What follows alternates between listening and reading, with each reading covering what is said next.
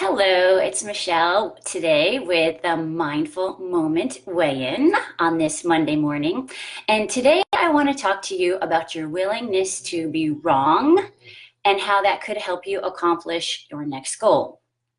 Now, first of all, nobody likes to be wrong, right? So we can pretty much all agree on that. And our brain doesn't like to be wrong either. But before I get into that, have you ever noticed if you buy like a white car and then all of a sudden you're driving around and you're like, oh my goodness, I never realized how many white cars are out on the road these days. Or maybe there's somebody at work that's really not your favorite person.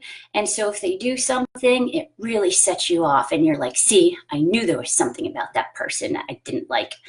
But if your BFF did it, the same thing probably wouldn't have the same effect. And there's something to that. It's called confirmation bias.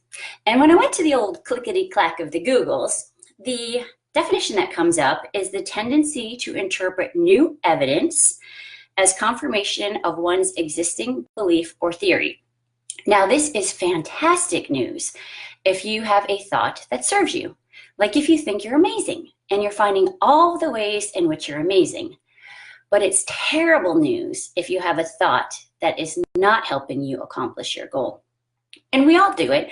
And I have to tell you, the more I get coached and the more I coach, I see what BS this is. So we'll tell ourselves, I could never drink less, or I can never lose weight and keep it off, or it's so hard to hire good people. BS. There is zero upside to thinking this, first of all. So I want you to start being onto yourself.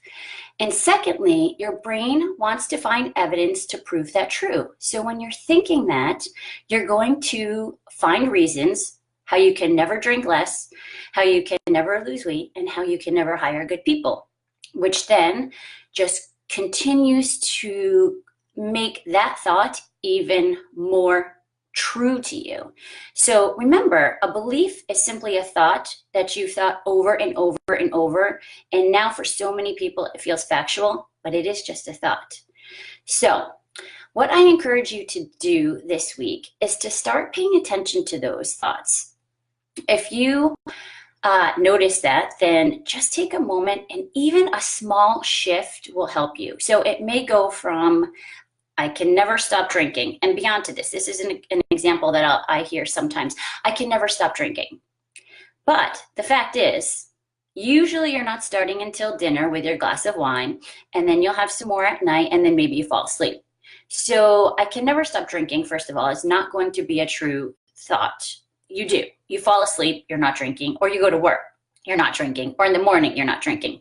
So you can start to think something more along the lines of, I'm learning new ways to drink less, or I'm learning how to lose weight and keep it off.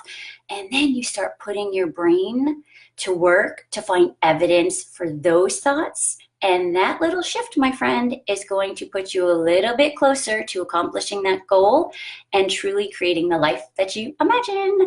Okay, have a great week, and we'll talk to you soon. Take care.